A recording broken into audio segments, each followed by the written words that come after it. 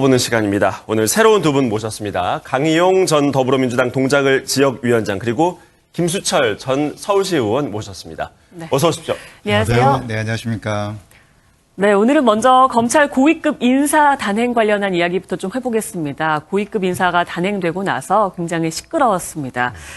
윤 총장의 핵심 참모들이 모두 지방으로 좌천되면서 이에 대해서 야당의 반발도 있었고 여권 쪽에서는 추미애 장관에 대해서 윤 총장이 항명을 한 것이다라는 이야기가 나오기도 했는데요. 네. 먼저 영상으로 한번 보시고 이야기를 나눠보겠습니다. 투표로 선출된 문재인 행정부 권력이 사법부, 특히 검찰 권력을 농단한 사건이라고 생각을 합니다.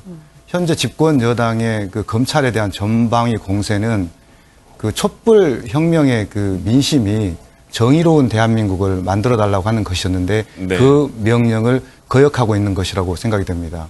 그리고 이번 인사는 내로남불 인사입니다. 한동훈 검사의 경우 과거 박근혜 정부의 우병우 민정수석을 구속하고 또 전직 국정원장을 구속시켰던 검사입니다. 그리고 양승태 대법원장의 사법행정권 남용을 조사했던 분이시기도 하시고요. 네.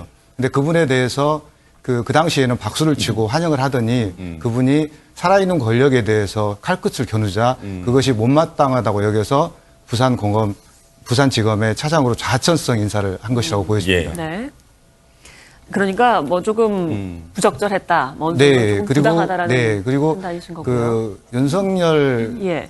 검찰총장이 임명된 게 6개월 정도 네네. 전이었는데 그 당시에 문재인 대통령께서 하신 말씀이 살아있는 권력에 대해서도 엄정하게 수사를 해달라고 네. 했음에도 불구하고 조국 수사라든가 유재수 사건은 감찰 의혹 수사를 한 네. 것에 대해서 네. 이것을 좌천성 인사를 한 것은 보복성 인사라고 말 수밖에 예. 말할 수 없다 생각이 듭니다. 예, 지금 계기로 좀 바뀌어야 한다라는 말씀을 주셨는데 이를 두고 뭐 이제 항명이다, 거역이다 뭐 이런 말들이 좀 오갔습니다. 이에 대한 평가는 어떻습니까? 검찰청법 34조 1항에 보면 예. 이제 법무부 장관이 안을 가지고 검찰총장의 의견을 듣도록 되어 있는데 예. 안도 만들지 않은 채 예를 들면 인사의 기준이나 원칙들에 대해서 이야기하지 않은 채 거기에 대해서 의견을 내지 않았다고 네. 그걸 또 그 사유를 들어서 징계를 하겠다고 하는 것은 어불성설이자 말도 안 되는 이야기입니다. 네.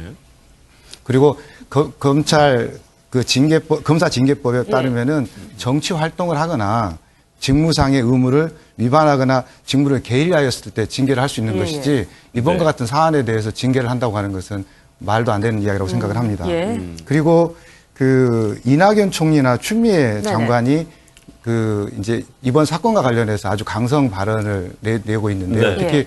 추미애 장관이 국회 본회의장에서 휴대폰을 보여준 것은 그분이 5선 국회의원이고 당대표, 원내대표까지 지낸 분께서 네. 그것이 기자들에게 노출되지 않을 거라고 생각했다고 생각하지 않습니다. 예. 그럼에도 불구하고 그렇게 한 것은 그분들이 잘 아시다시피 대권에 대한 야욕이 있는 사람들이고 이번에 검찰 탄압을 정치적으로 저는 이용하고 있다고 생각을 예. 합니다. 네. 국회 본회의장에서 이제 의도적이었다. 의원님께서 의도적으로 이걸 몰랐을 리 없다 이렇게 화면을 비추고 있으면 기자들이 보통 이제 위에서 많이들 다, 찍죠. 촬영을 하고 있으니까요. 이런 가운데 네. 지금 어제였죠. 청와대를 검찰이 다시 또 압수수색을 했습니다. 이거 가지고도 지금 말이 많은데 지금 선거 개입 사건 이걸 계속 지금 이 의혹에 대해서 수사하고 있지 않습니까? 지금 검찰 인사가 났는데 또 바로 직후에 청와대로 들어갔단 말이에요. 이거에 대해서는 어떻게 평가하십니까? 그 사건을 수사하게 된 것은 울산시장 선거 개입 사건에 대한 조사를 위해서인데요. 검찰은 지금 울산시장 선거 개입 사건은 울산 시민 1,000만 명이 자신의 투표 행위를 속아서 할 수 있었다고 하는 문제의식을 가지고 있는 것입니다. 그리고 동일한 영장을 가지고 국가균형발전위원회는 압수수색을 했는데 왜 유독 청와대만 안 된다고 하는지 알 수가 없고요. 청와대가 진실로 이 문제와 관련해서 자신들이 떳떳하다고 하면 저는 압수수색에 응해야 된다고 생각을 합니다. 네. 특히 국가에 아주 중대한 이익을 해하지 않는 경우에는 어떤 기관이다 하더라도 압수수색에 응할 필요성이 응해야 하고요. 네. 특히 또 압수수색 목록과 관련해서도 검찰이 주장하듯이 목록이 이미 제출 방식을 지속적으로 요구했음에도 불구하고 청와대가 네. 응하지 않았고 법원에 실질적으로 영장을 받아서 제출했음에도 네. 청와대가 응하지 않은 것은 그 사실을 은폐하거나 호도하려는 의지가 아니고서는 있을 수 없는 일이라고 생각을 합니다. 예. 다른 이야기도 좀 넘어가 보겠습니다. 보수가 통합이 되는 건지 이게 좀 궁금해집니다. 한국당과 새보수당을 비롯해서 보수 중도 진영에 참여하는 혁신통합추진위원회가 구성이 됐는데요. 조금 삐걱대는 것 같기도 합니다. 그 새보수당이 이야기하는 세 가지 원칙, 요거에 대해서 좀 기싸움이 있는 것 같은데 어떻습니까? 저는 큰 틀에서 문재인 정부의 중간평가에 내년 총선에서 승리하기 위해서는 네. 반드시 통합이 필요하다고 하는 공감대가 있다고 생각을 예. 하고요. 특히 통합의 원칙이나 그다음에 기준들이 서로 논의되고 있고 기싸움을 하는 것 자체가 통합의 큰 방향으로 잘 나아가고 있기 때문에 그렇게 네. 그렇게 진행되고 있다고 생각을 합니다. 예. 물론 여러 가지 걸림돌이 있는 것이 사실입니다. 네. 탄핵에 대한 서로의 입장 차이라든가 그리고 통합의 범위가 넓어지게 되면 정치적 가치 지향에 대한 논의가 어려울 수는 있을 수 그렇죠. 있습니다. 그렇지만 그럼에도 불구하고 문재인 정부를 중간 평가하고 국민들의 지지를 얻기 위해서는 보수 대통합이 필요하다. 그리고 현재의 그 정당 시스템과 정치 시스템이 저는 시대의 흐름을 잘 반영하고 있지 못하다고 생각을 합니다. 그러한 의미에서 새로운 정당을 만들어서 예. 국민들의 그 이해를 구하고 네. 국민들을 설득하는 작업은 그 반드시 큰 흐름을 이룰 수 있을 거라고 생각합니다.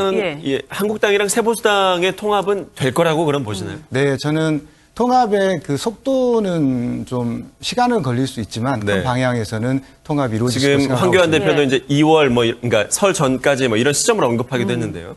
네, 그동안 황교안 대표께서는 통합 그 3원칙과 관련해서 지속적으로 의견을 개진해 왔고요. 그 의사들은 뭐 유승민 대표나 안철수 대표에게도 그 실시간적으로 잘 전달되고 있다고 생각을 합니다. 네. 네. 자, 방금 안철수 전 대표 이야기를 하셨는데요. 지금 혁신통합추진위원회 위원장이 박형준 자유화공화 공동의장인데 네. 박형준 위원장이 이런 얘기를 했습니다.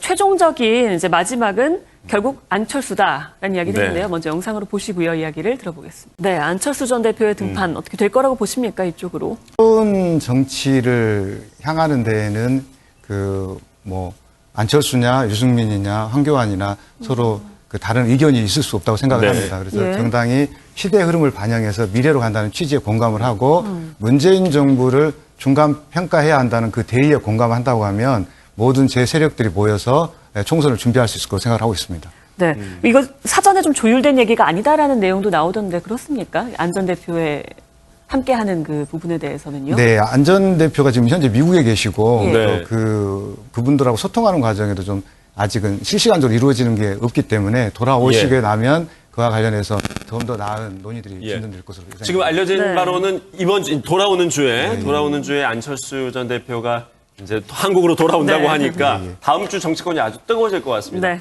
오늘 말씀은 여기까지 듣도록 하겠습니다. 고맙습니다. 네.